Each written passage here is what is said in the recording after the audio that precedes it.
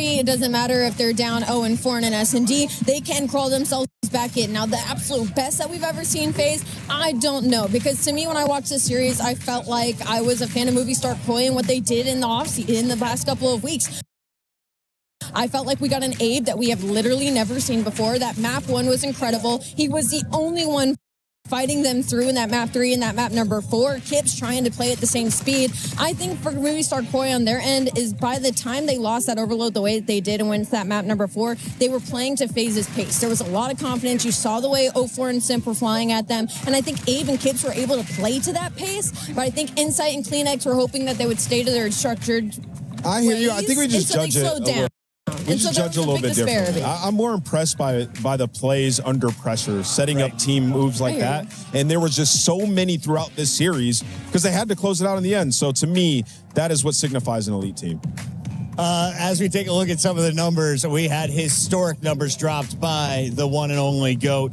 Chris Lair has 3 world championships. He averages a top 2 placement wherever he goes, and he dropped 122 kills across 4 maps, and that included a search and destroy in the series, Al. Dude, he's unbelievable. I mean, he's known as the GOAT for the reason, one of the greatest of all time, if not the greatest. It's just unbelievable the numbers he's able to put up in situations and weekends like this and be as consistent as he is. I mean, 122 kills in a 4-game series, a 1.42 KD overall, and an S&D alone rocking a 2.0. Just unreal. And have you seen 15,400 damage from Chris Lair yet?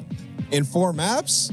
Man, I'm sure I have, honestly. Honestly, I'm sure yeah. He's been Just because it's In him. Black Ops 7, thank you, Easy Mac, fresh in my ear. That is a 4-map record. Chris Lair is breaking numbers, he's breaking minds, and he's breaking hearts for fans from Koi. When we come back, though, we've got plenty more Call of Duty. It's match 3 on a 5-match day. Lock in, ladies and gentlemen. Live from Paris, it's EWC.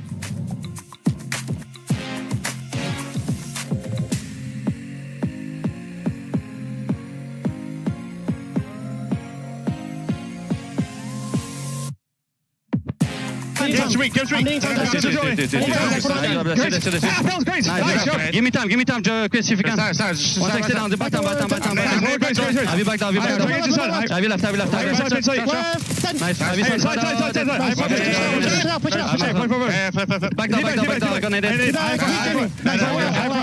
Much better. Outside, you're good. Iron it. Okay, I'm trying to. All front, guys, all front. Good front, nice. Let's go.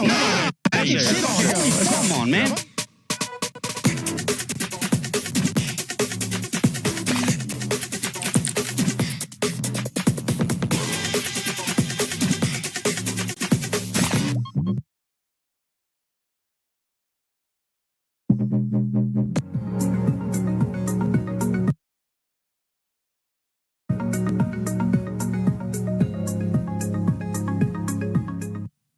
Ladies and gentlemen, welcome to the Esports World Cup. This is, of course, Call of Duty Black Ops 7 this week. I'm Enigma. I'm going to be your host for this interview. We've got Kremp alongside me here today. Kremp, my friend, traveled in today. How are you feeling ahead of the tournament? Fantastic, man. Glad to be in Paris. Glad to be back at EWC. Have some fun. I mean, he has been having fun all year, but what I want you to do is tell me about your year. Highs, lows, your experiences so far. I mean, obviously we made a lot of roster changes this year, so that does sting a little bit. At the end of the day, I feel like we're all striving to get better. I feel like we have been getting better every single time we get on, every single day. Just trying to be the best player I could be for my teammates. But speaking of teammates, speaking of roster changes and everything that you've been through, of course, you've been here before. You've also stood alongside not only Nasty before, but then also, of course, Ghosty and Joe Deceives, who will now stand on a different team. Should you come up against them, how will it feel to play against someone that you used to call your brother? I mean, we already ran into him a little bit this year, but still personal every time. You know what I mean? Like, you still want to beat them every single time, so. You had a great chance. Through the year at the big events, you have been very impressive. Why are you so good when it comes to those events? What is it that really spurs you on in those moments? I think it's pressure makes diamonds.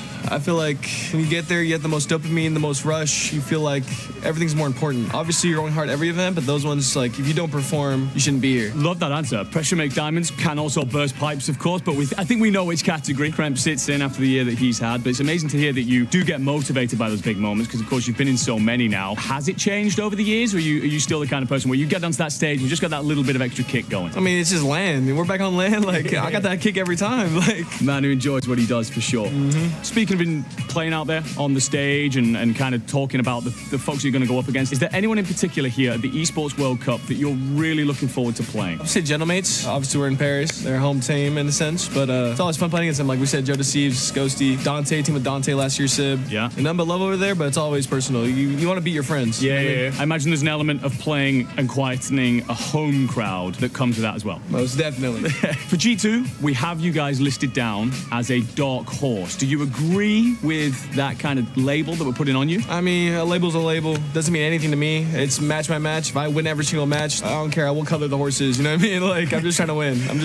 I don't care what color the horse is. I've never heard that line. I've done interviews for quite some time now. That's brand new to me. Let's get straight to winning. What is your confidence, whether it be a percentage or just a feeling inside you? What is your confidence in G2 winning this event? Oh, I'm very confident in G2 winning this event. If I were to look at myself, I'd probably say that's my biggest goal as a competitor. I haven't won an event yet. So I can pull up to every event like I want to win it, and like I want to win it more than anything. Crazy stuff indeed. Looking forward to everything you achieve this weekend, my friend. And of course, congratulations on a great year. Looking forward to seeing you crown it off beautifully. Thank you. That's been the interview here with Kremp at Call of Duty Black Ops 7 at the Esports World Cup.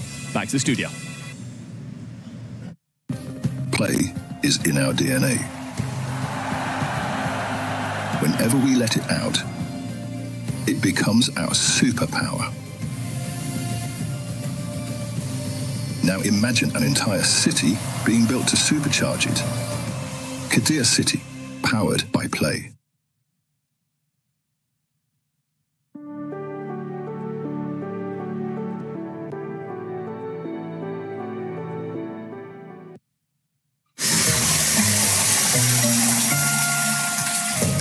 Justin! I need something really cool. There's so cool outside. I gotta take you right now. Come on. But I'm about to co-stream EWC though. No, you can do that later. Come on, What do you mean do it later? Before it goes. All right, let's go. What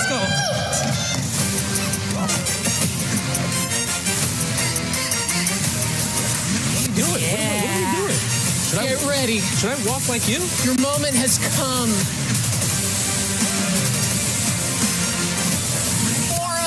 Aura? Riz?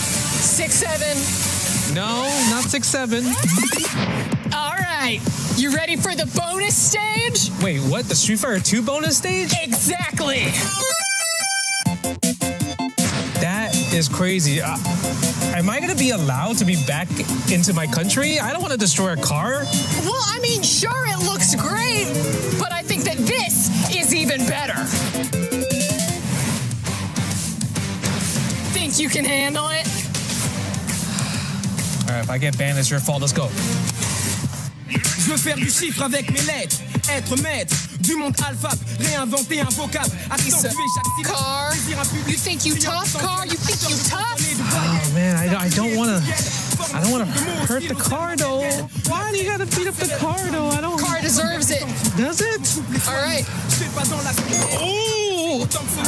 Are we supposed to do that? Hit it. Hit that card. Le mieux, un pur style d'écriture, adapte des lettres recyclables en cas de nature. Le rap est un total investissement de soi-même. J'en suis à même et ne suis pas le seul à l'être. Combien d'entre nous parviendront à faire du chiffre avec leurs lettres, à mettre les barres sur les dés, à se faire du pain pour les coups, rêve d'amasser le pactole, contre les graines de charge et du biatol.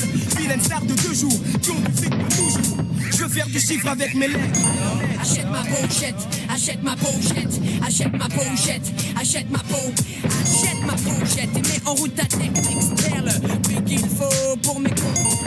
Elles sentent le vécu, valent quelques écus. Ma vie est une merde que j'écris sur du PQ. Sors dans le regard de Mastercard. Bien que pour elle je bavarde pendant plus de 3 quarts. LTD a passé son rideau de fer. Je ne baisserai pas le mien, je n'ai pas que ça à faire. Il faut que ça pète,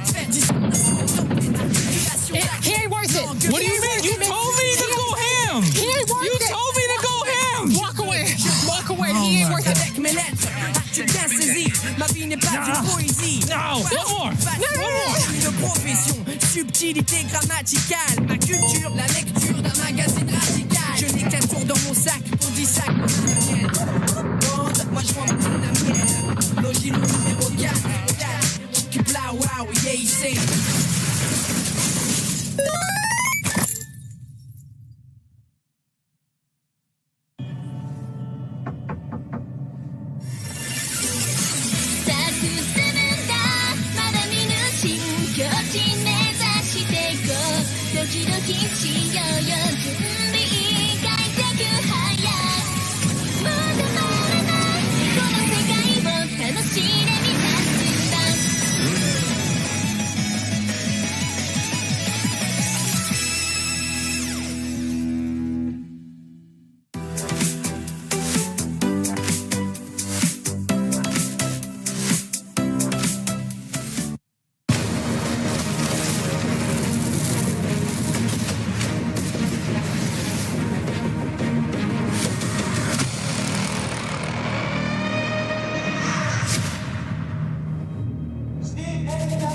Welcome back into Black Ops 7 here at EWC 2026. A $1.8 million prize pool, and more importantly, the title of the best Black Ops team in the world on the line. We, of course, are going to see some familiar faces, a new retooled roster, and, of course, Beans making his resurgence at the pro level. Welcome in, everybody. It's Chris Puckett alongside Emmy Award-winning Rosalie and Nameless. Hello. We've had a great show so far. Yesterday was exhausting, but the vibe is at an all-time high so far on the week, and it hasn't even gotten to the third match of the day. Nameless, we've got a lot of time to talk about Gentlemate, so let's talk about what they did over Omit, because this was, in theory, the toughest match of any of the challenger teams. They had Ethan, they had DK. They're supposed to be good, right? Yeah, and they shut Ethan down on that hard point. That was the tone setter for the series. You know, it got close. He didn't have his best performance, but he did have an opportunity to close it out. They checked the corner that he's in, and then it's a wrap from there. And I just think that was the momentum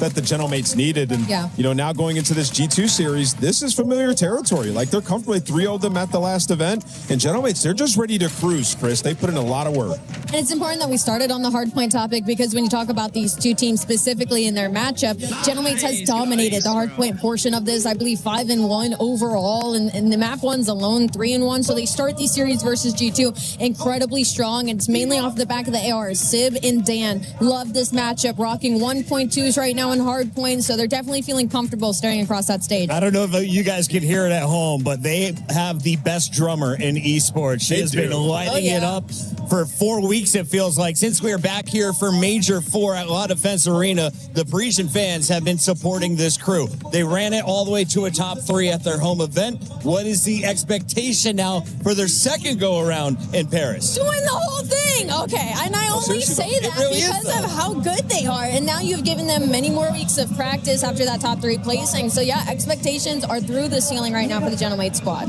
Let's talk a little bit about the opponent for the Gentlemates, because on the other side of the stage, we have G2 Esports. And G2, they just won in Warzone. They invested in some guys that have been competing at the pro level for a while. This was their big year. Will that be the same story in Black Ops 7? Because I'm looking at a man going by the name of Envoy, a world champion who's been in this game for a decade. He was lighting people up last night. Yeah, cool, calm, and collected, and just happy to be here on this roster. Yeah. You know, start off the year at the highest highs, getting a win for the Gentlemates. So, you know, he's going up against his old organization, obviously wants to take them down, and they have a firepower ad in Beans. You bring him in, he could be a streaky player, but he can take over at times. I think what we saw yesterday was just Envoy saying, like, I have some years left in the tank. I'm still elite. I could take over in a respawn. I still win my ones in search and destroy. And now they want sweet revenge after getting 3-0'd in losers round 2 at champs by the Gentlemates. Ali, I originally questioned it. Why would G2 bring in Beans if it's going to make them ineligible for the club championship points? I think they want the money and they want the prestige of being a top-tier Call of Duty team. And he may be that missing piece, because you had a group of nice boys, right? Now you got a guy with some edge who comes out and says, Cloud9, they're not a tier 1 team. We beat down tier 2 teams and we just thrashed them 3-0. Beans is out for blood every time he gets on that stage. He is. That is definitely the biggest change that you get from swapping out Skies, is you get a lot more vocal. He's going to stand up and be screaming at the other side, and that crowd might have zero effect on him because of his personality. And that's what G2 is hoping, investing into their COD team. Nameless, we got a minute to go. The techno is blaring. We got our maps and modes. So for this best of 5, if we are going to see a whole bunch of sad Gentlemates fans, including Rosalie, how does G2 get the job done? Well, across these hard points, Gentlemates as a roster are actually 3-5 across Scar and Hacienda. So I think if you're G2, you feel good about that. And then the Gridlock S&D, they're one of the teams that showed us initially some of the best looks on that map. Kremp likes to get lost mid, make some plays late into the round, and when they go over towards towards Showers, rather, these guys are phenomenal, clearing out spots with their nades. So I think they have a good chance in the series. I really do. I think this is the Game 5 banger that we all deserve. We're going to get it in this one. Double dose of Gridlock, double dose of Hacienda. 75% of the fans are siding with Gentlemates on EWC.com. Where are you going? I'm going to go with Gentlemates, of course, in this series. Not just on the side of being biased, but also the statistics back it up. They dominate this match. Nameless one-word answer. Who wins? Yeah, G2. G2, Gentlemates. Spicy. Let us know in the chat how you see this one playing out. It's time for your decider.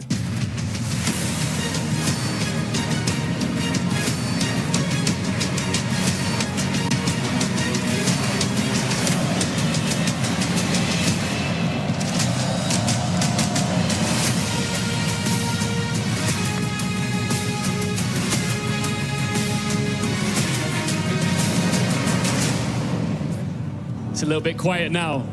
But faites du bruit!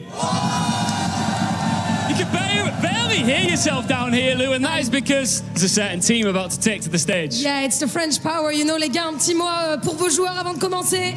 It just goes to the final. It just goes to the final. Allez, team! Esri, je t'aime! Allez, Joe! I think they're ready, man. I think they're more than bloody ready. Les gars, vous êtes prêts? Come on, Lou, we got business to take care of. There's nothing like that French passion, but they've got a big test standing in front of them here as we make our way here up onto the stage.